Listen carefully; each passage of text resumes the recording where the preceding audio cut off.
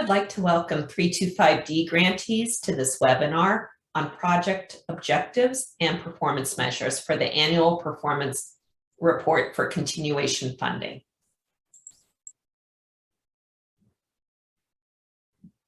What is the purpose of the annual performance report? First, it provides an annual report of your performance on A, meeting the approved objectives of the project, and B, financial management of federal funds.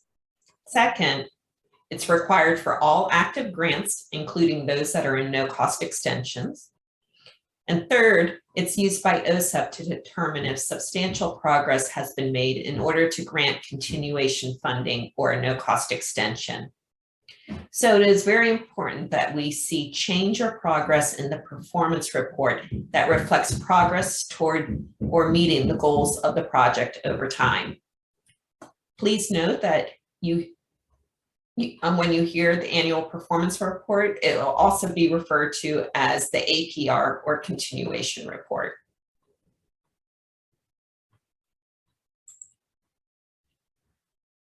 What do we want to accomplish as a result of this webinar? First, it is to recognize strong project objectives that can be associated with high-quality performance measures. Also, to assist grantees in developing relevant, measurable, outcome-oriented performance measures related to your objectives that maximize the potential for meaningful data.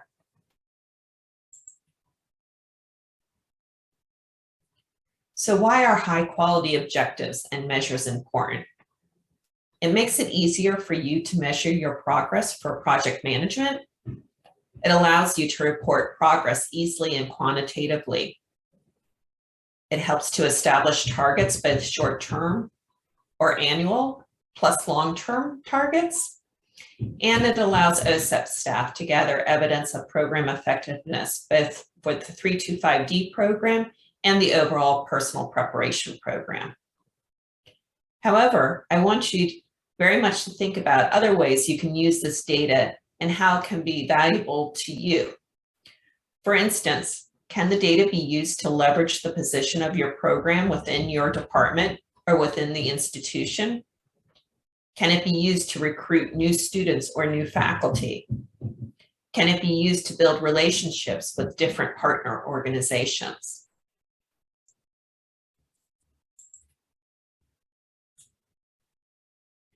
Goals, objectives, and measures.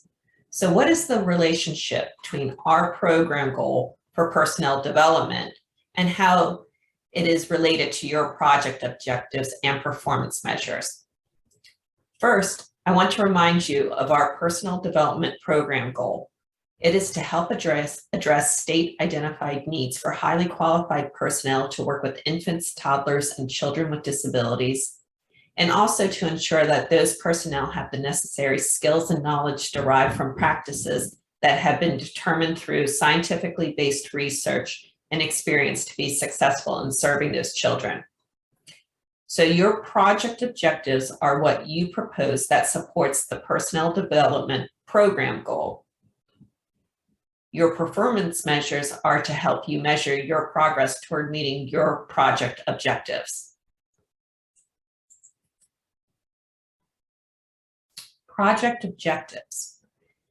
As stated, your project objectives are typically found in your application. When considering which to include for your grant performance report, there are several attributes you may want to consider. The first is relevance.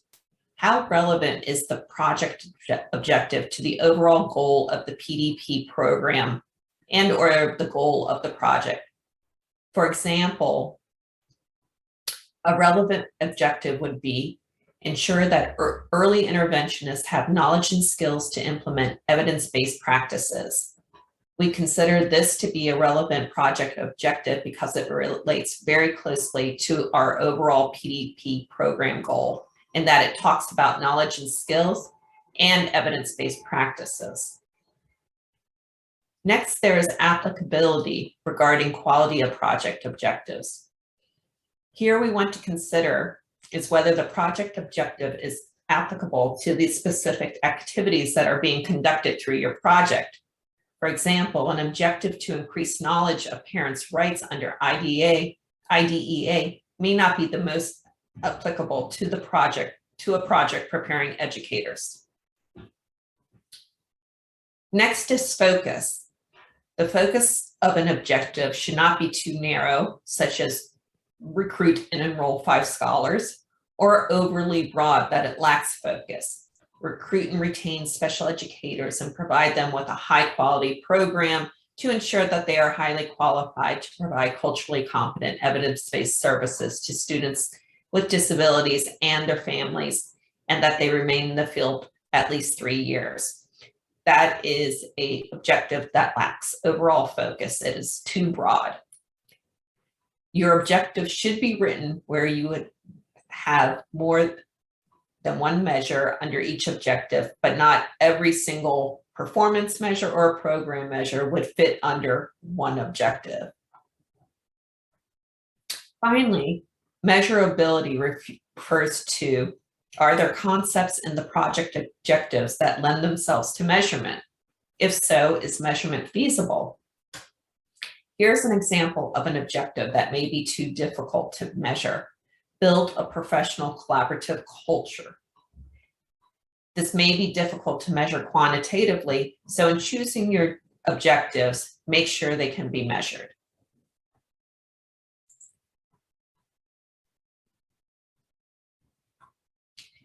Here we present some examples of what may be appropriate project objectives. The number of project objectives is variable depending on the project, but generally fewer is better. In general, stick with objectives that are closely aligned to the overall PDP program goal discussed earlier, and not objectives having to deal with project infrastructure issues such as things dealing with evaluating the project, developing syllabi, working with an advisory board. These are all things important to the management plan and your overall project, but they do not rise to the level of being a project objective. Please note that the preferred format for objectives is to begin the objective with a verb and define a desired outcome or condition.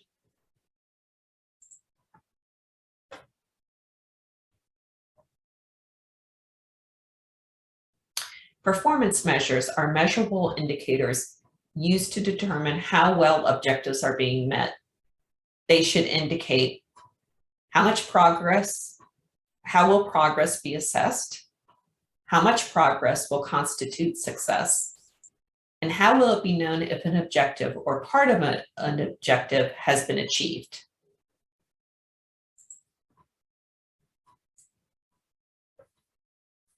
There are 2 types of performance measures. First, I will go over program performance measures.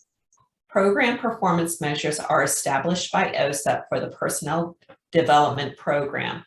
These include measures established for reporting to Congress under the Government Performance and Results Act of 1993.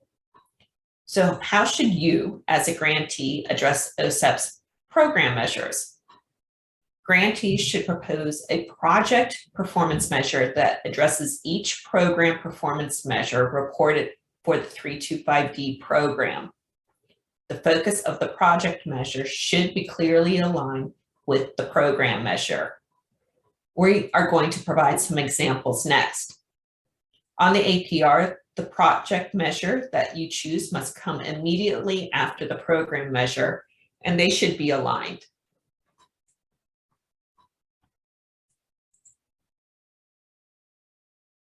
Program measure 1, the percentage of special education personnel development projects that incorporate evidence-based practices into the curricula.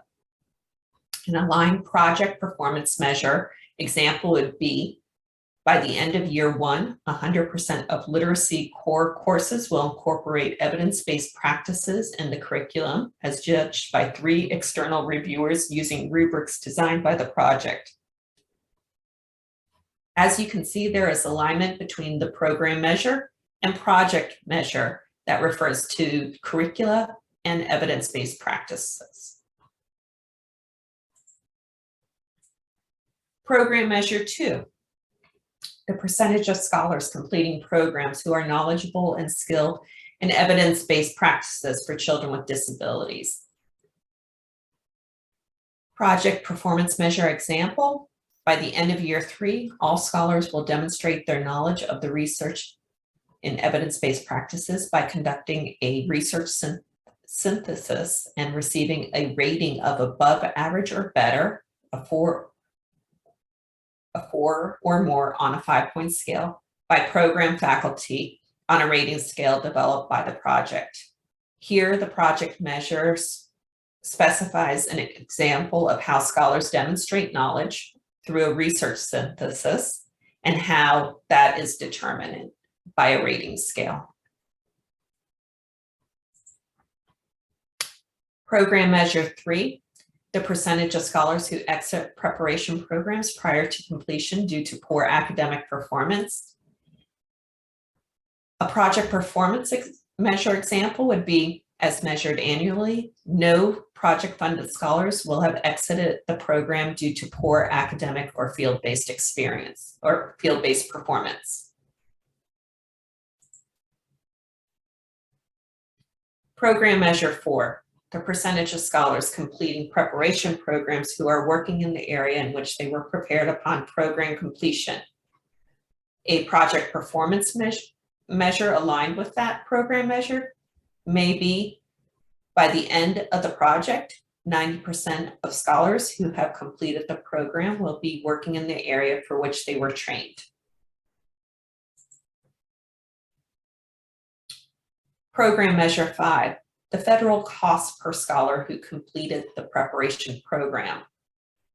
The project performance measure example. At the end of the project, the federal cost per project funded scholar is measured by dividing the total grant award, the federal award, by the number of project funded scholars who successfully completed the degree program. Please note, all projects should be using this specific project measure and calculating scholar cost.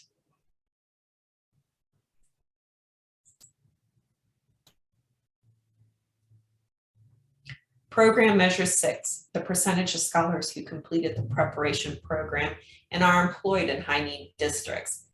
Please note that this does not apply to 325D grantees preparing faculty. So projects with that focus do not need to address this program measure in their APR. For those 325D projects, preparing administrators, you will be addressing this measure. An example of a project performance measure would be during scholars' final semester, 100% of scholars will respond that they are employed or seeking employment in a high-need district or includes a high-need district on a scholar exit survey developed by the project. Next slide.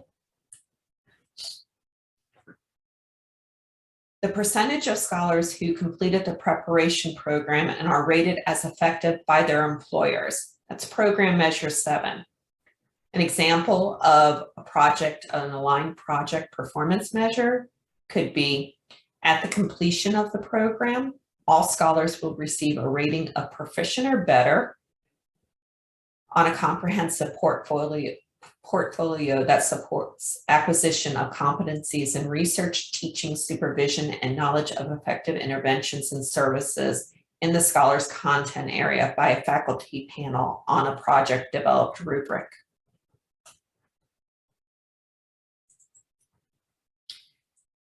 There are 3 pilot program measures that grantees must include in their grant performance reports. Pilot outcome measure 1 is the percentage of scholars who completed the preparation program and are employed in the field of special education for at least 2 years. A project performance measure example could be during scholars' final semester, 100% of scholars will respond that they are employed or seeking a position in the field for which they were trained on a scholar exit survey developed by the project. Pilot outcome measure 2 is the number and percentage of scholars proposed in their application that were actually enrolled and are making satisfactory progress in the current academic year. A possible project performance example would be, at the completion of each academic year, 100% of enrolled scholars will be rated as making satisfactory progress or better toward meeting project and program milestones on a rubric developed by the project.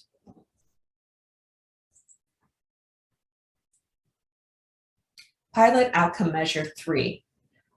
The number and percentage of scholars who are on track to complete the training program by the end of the project's original grant date. A project performance measure example could be, at the completion of each academic year, 100% of enrolled scholars will be determined as being on track to complete the training program by the end of the project's original grant period as determined by project faculty using a program doctoral student tracking form. So there are a number of program and pilot performance measures you will need to include as part of your APR. However, you will also have individual project measures as part of your APR, which we will discuss next.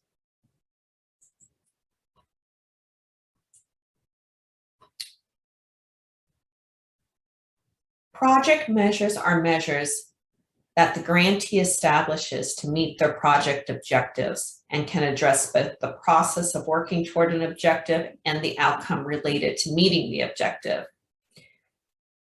You are encouraged to ensure a mix of both process and outcome measures.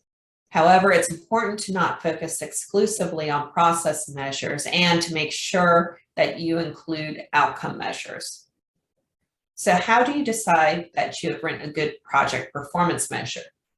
There are 4 aspects of a good project performance measure, and each measure written should reflect what will change, how much change you expect, who will achieve the change, and when the change will take place.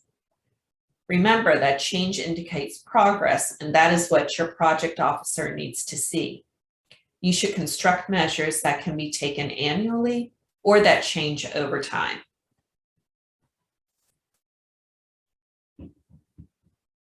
So now we are going to look at some examples of project performance measures. You will notice in the examples that all 4 aspects or elements of a good performance measure are noted in the example. So in the first example, project staff who will implement a minimum of 10, indicating how much, recruitment activities, indicating the what, to increase the number of individuals from traditionally underrepresented groups applying to the program in the first year of the grant. So when? There are 2 other examples provided on the slide that also indicate the 4 elements that should be included as part of a project performance measure. On this slide are several other examples of performance measures. Most project performance measures will require that you create a data collection instrument or protocol if one is not already in place. So as you're thinking about these instruments or protocols, please be creative about this. You can use portfolios, videos, direct observations, or some other options as well. You can also use different data collectors, not just faculty, such as students or staff, perhaps with some of your partner sites, such as the case of in internship settings.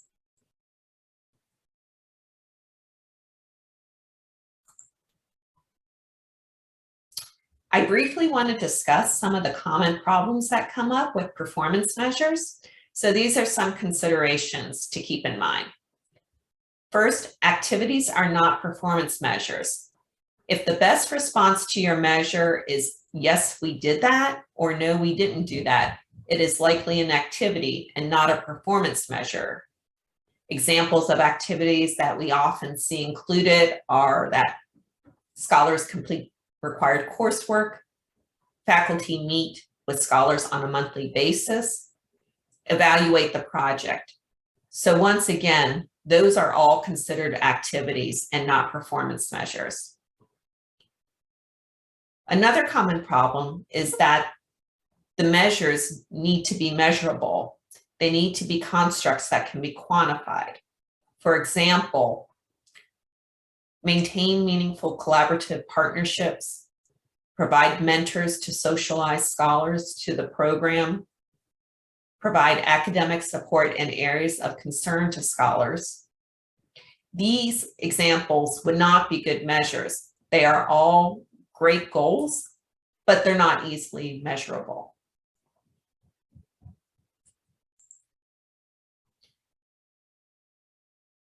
So in summary of what's been covered, projects should have a few clear objectives that explain what the project is doing to support their overall goals, include both program and project performance measures in the APR under the most appropriate objective. And each objective should have a few specific performance measures to demonstrate how progress toward meeting the objective is being measured.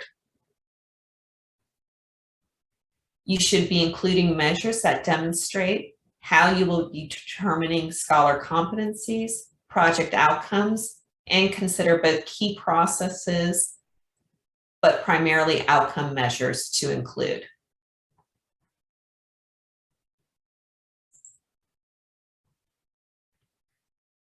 Reminders, further information on completing the APR is available on the OSEP Ideals Network's website. There is a recorded webinar on completing the APR form and how to enter the data in the forms. There are also additional products to assist you, such as an APR example of project measures aligned with the program measures, reminders for completing the cover page, which you may want to share with your business office, and a blank template for Section A for creating a draft record of your project measures. Finally, I highly recommend that you submit a draft of your APR to your project officer, especially if this is your first APR, for feedback on the measures you'll be including and the content.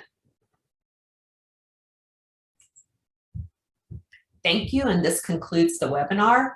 Please contact your project officer if you have any questions.